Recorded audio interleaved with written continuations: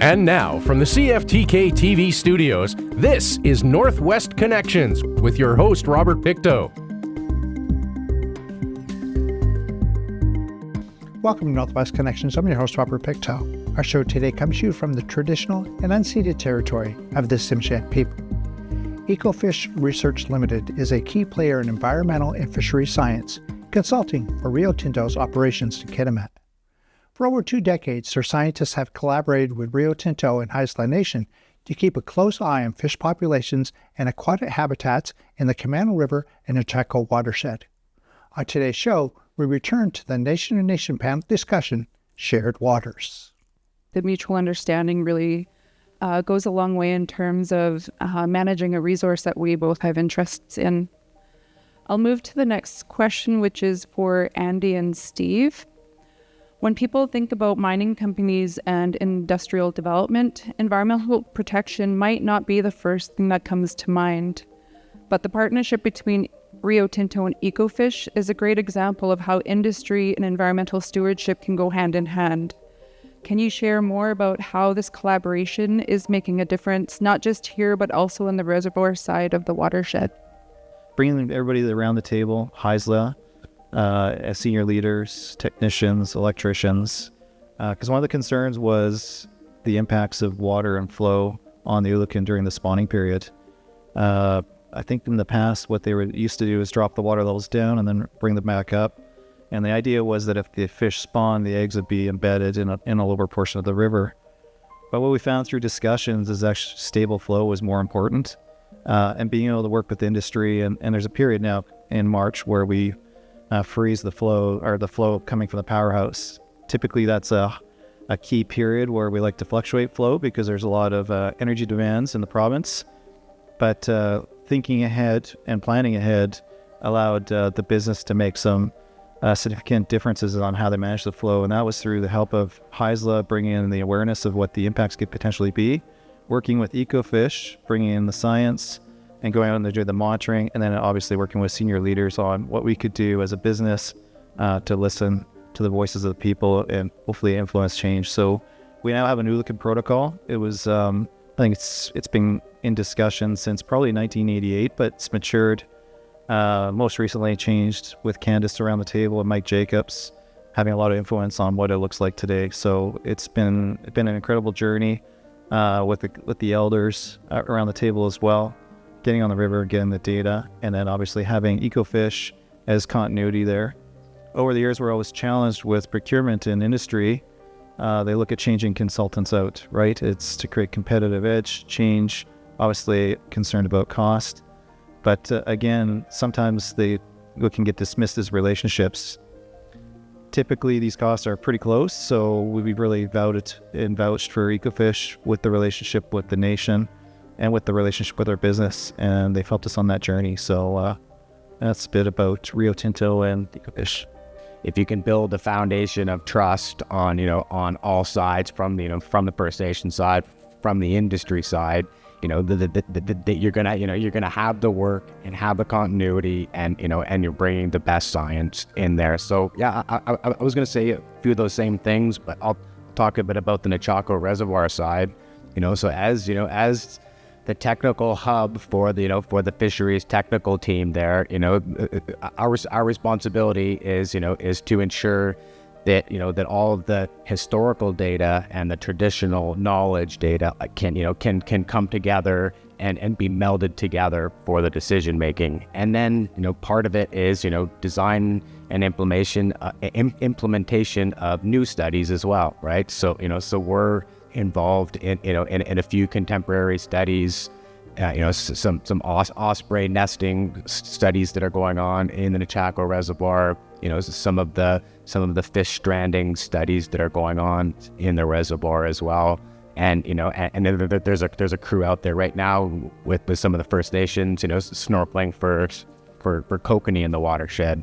So it's like we have that scientific excellent scientific knowledge that we can bring to design implementation of these field programs to ensure that the data that's coming in can inform decisions that are being made in the watershed. And the same thing's happening with the Oolican Run every year. So, being able to take in new information on the Oolican Run, when they're coming back, the abundance that's coming back, spawning behavior, all these different things, bigger projects that we're working on over the last bunch of years that have collected a lot of data on Oolican, and we're able to take in that new information to inform things like, the Camano operational plans, flow management during the Oolican Run. And if we're able to use, all the new information and ensure that those decisions are made on good information, that's, it's a job well done for us. Northwest Connections will be right back after these messages. And now, from the CFTK-TV studios, this is Northwest Connections with your host, Robert Pictou. Thanks for staying with us. The Camano Oolican Monitoring Program, also known as the Oolican Protocol, is a long-term collaborative effort between Ecofish Research Limited, Rio Tinto, and Haisla Nation.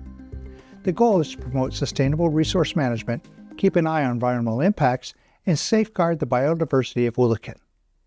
Let us return to the conversation with Candice. Thanks, Steve.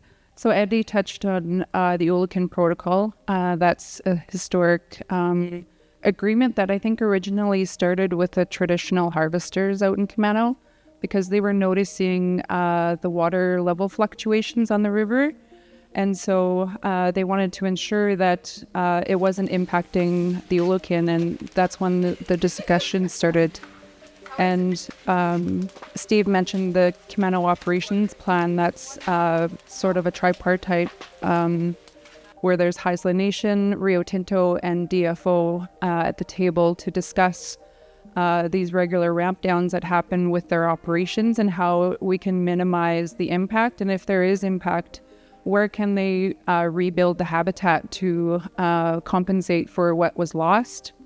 I will also highlight that there's a research project that just ended on Oolican, and it was about between $3 to $4 million that came from a complementary measure from another project in the territory. And the other project, they listen and they know that Oolican are important to us. And so we both approached DFO to approve the complementary measure because Oolican are so important to us. And now this research project, Oolican are a really mystery species where we know a lot, but we still don't know all of it. And back when Chief Ellis Ross was chief counselor, he had the vision of potentially having a husbandry program. And so all of this research that just happened in the last 4 to 5 years is going towards a potential husbandry program. And Ecofish is a part of that. And Rio Tinto is sharing all of the data that has been collected over the last, I want to say, 35 years. It's the longest standing data set on Oolican on the West Coast. So we'll move to the next question, which is for Andrew. It seems like your role being responsible for power generation for your industry operation would put you on the other side of the equation here. What does a balanced approach look like for you?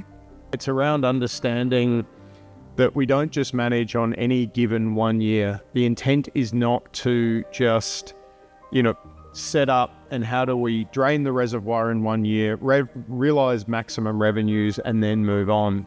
The realization is that harms are being created from the hydroelectric operation. We see those impacts.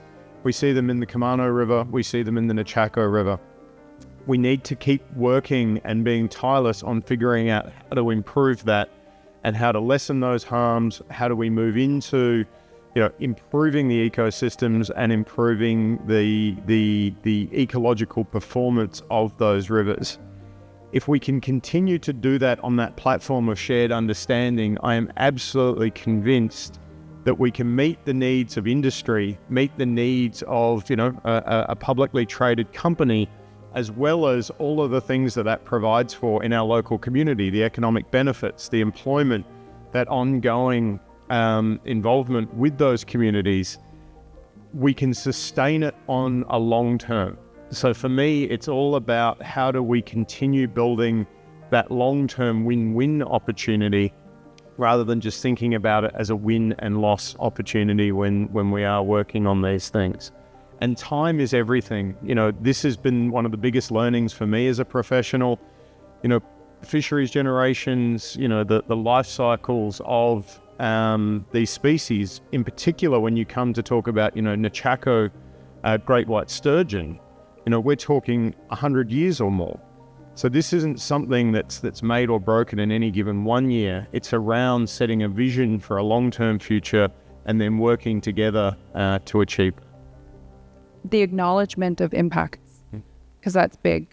As Stephen mentioned earlier, this is our dinner plate and there's impact. So how do we compensate for that? And that's the one-on-one relationship that Haisla Nation has with Rio Tinto. And we'll come to an understanding. That's the goal of my role, is finding a middle ground. So industry has what they need here, and we also have what we need here, and we need to find the middle ground.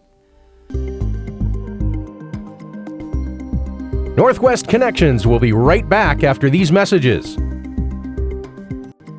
And now, from the CFTK-TV studios, this is Northwest Connections with your host, Robert Pictou. Welcome back to Northwest Connections. The flooding at Chisleta Territory devastated the nation's original village sites, burial grounds, and farmland, all in the name of producing hydroelectric power for Kitimat Aluminum Smelter. However, the return of nearly 12,000 acres, along with a collaborative agreement, marks a significant step forward in managing the area's natural resources and revitalizing the cultural heritage of the Chisleta people. Let us return to the panel discussion with N2N. So we'll move on to the last question. How do you work with Haisla Nation and other First Nations and Indigenous communities who are impacted by Rio Tinto's operations? We've sort of touched on it, but I just want to see if you have any other closing comments, and we'll start at the end with Andrew. Look, for me, I think, it's a willingness to learn, and it's a willingness to partnership. We've been on this journey, me personally, the last decade, working with First Nations. The Haisla have been exceptionally generous with their knowledge, exceptionally generous with their time, helping me as a professional learn. That journey in the Nechako reservoir, in the Nechako watershed area, I've met some incredibly inspirational leaders from the Sykas, the Stalatin, the Nodli First Nations, the Chisleta First Nations, who've helped us understand the history, understand the impacts, the legacy has been huge, and then allowing us that space to work with them, allowing us the space to have them hear what we're interested in as an organization, what we're looking for in the future, and then finding and charting that pathway together. For me, that is the only way we're going to continue to improve these situations. And then once we've improved, then we can look to grow resource opportunity and grow that industry further. I think the biggest takeaway is really you need to have time, and relationships take time. That journey in the with Haisla has been great. It was open arms, and we've really grown with that journey. We're entering that in the reservoir, I'd say in the last 10 years. That relationship's really matured as well with the nations in that footprint. And again, walking into the meeting, you need to listen, right? You need to sit there and have the time. And I think that's it. Continuity, keeping the same people around the table, listening and learning, and then bringing that back to the business, and then the technical people bringing that back to their leaders in the nations, and sharing information, being very transparent. That's another change that I've seen in the last 20 years. Transparency can only pay dividends, right? People want to hear what your problems are, and then that way you can figure out what the solutions are. Building the relationships with First Nations is really important, and one of the reasons that I moved up here and wanted to do work up in this area is just that I knew that, that there was strong First Nations and strong First Nations involvement in a lot of the projects, and that's kind of exciting, that you get to work with First Nations and First Nations, priorities. And I think, whenever, for anyone starting new projects, I think, the big thing is to listen, spend time, as, Andy and Andrew said, spend time, listen, and let those priorities come in from the First Nations before you start designing, projects, before you just, start, thinking about the impacts. Think about the First Nations priorities. And we've, been able to do that. The Ooligan work that we're doing, all of the work that we've, done has been based on explicit priorities, from Heisel Fisheries, Candace, other members of the community that have come together, and we're checking in throughout the studies, throughout the projects, always checking in, having these technical meetings, water engagement initiative meetings, operational plan, group meetings and things like that, and just making sure that you're checking in over time to ensure that the work you're doing is still hitting the priorities of the First Nation and the clients as well. But but you just need to make sure that that's happening as on from the very beginning and ongoing as you're doing the projects. Listening and checking in, I think, are the most important things. Northwest Connections will be right back after these messages. And now, from the CFTK-TV studios, this is Northwest Connections with your host, Robert Pictou. Elected officials play a crucial role at local events by connecting constituents with the government, which helps produce civic engagement and build trust within the community. Their involvement creates a direct line of communication for residents to express their concerns. In this final segment of Northwest Connections, MLA Skeena Claire Ratte reflects on the Nation to Nation events. The theme this year was economic prosperity, and it's how do we take what's happened here in Kitimat and replicate that throughout the province, and how do we make sure that we can see that prosperity throughout the entire province, every nation getting involved, and what are the lessons that we have learned here, and how do we implement that on the ground in other places. I think people are very receptive to it. I think people that show up at events like this want to see that prosperity in their community as well. I know there was a lot of people here that are also from Kitimat that have seen these experiences play out and want to see more of that, right? We have been successful here in Kitimat, but the work isn't done. There's still a lot more to do. I think that we have the potential to keep growing. I think we have the potential to continue this work and to see more prosperity here and to see our community grow.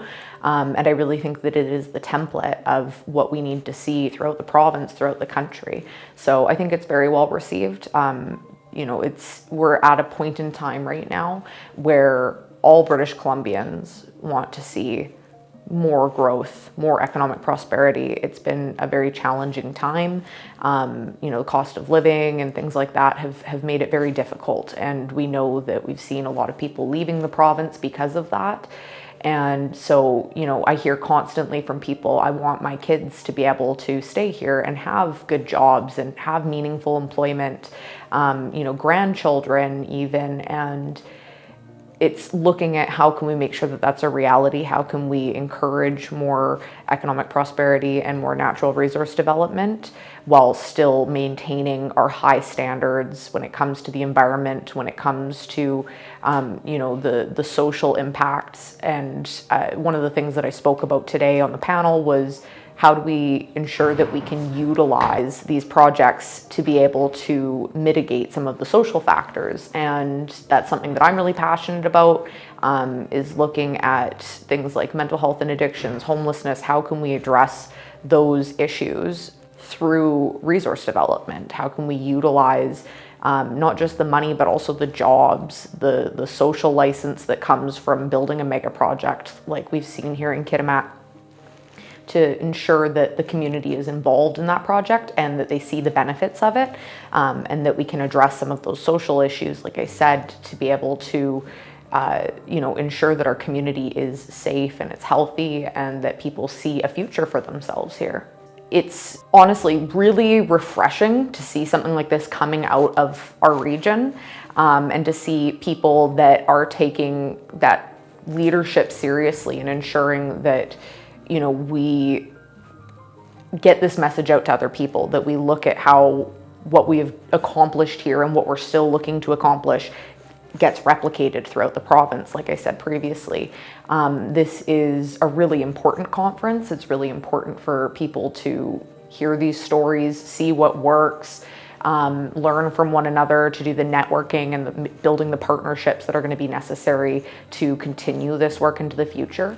You know, this job as the MLA here, it's very difficult because a lot of the time I'm not in the riding. I have to go to Victoria, and I was supposed to be there this week, and I left session early to come back for this. It's my first time getting leave in a whole year of doing this, to be able to come back for it. But I really did see this as being something that was very necessary for me to be in the riding for, because I know that those partnerships that are going to be formed here are going to be part of what is going to help us move forward with more prosperity, with more development into the future. So yeah, it was really important for me to be here in person and make sure that I could build those partnerships and make those connections and be able to hear from other people about what they think has worked, what hasn't worked, what they would like to see change, because that's going to help inform my advocacy. It's important to see these forums happening annually because things are constantly changing and evolving. You know, year over year, there are going to be more proponents that are going to come forward. There's going to be more development. We need to have these conversations and understand how can we make sure that these projects are built to the best standard that they can be. And again, building those partnerships to be able to move forward with this development. You know, there's people from not just across this province, but people from across the country that are here. And again, that really resonates with me as something very meaningful and impactful. Our communities are often overlooked, and I find it frustrating because, you know, you look at a little community like Kitimat where not a lot of people have ever even heard of it, and yet we have two of the largest private sector investments in Canadian history in this community. So to see something of this magnitude happening in our little community is really important to me and impactful. And it gives us the ability to showcase to the rest of the world what we are capable of here, and, you know, really what Northwest BC is capable of in general, and how beautiful it is here and how much potential there is. But I also was fortunate enough to be able to attend the women's gathering earlier this year, and you know, every single time that I come to these events, I'm always really moved by how passionate everybody is, the level of expertise in the room, being able to build connections with people and to be able to network and hear from so many important voices in this space. And I always end up learning something.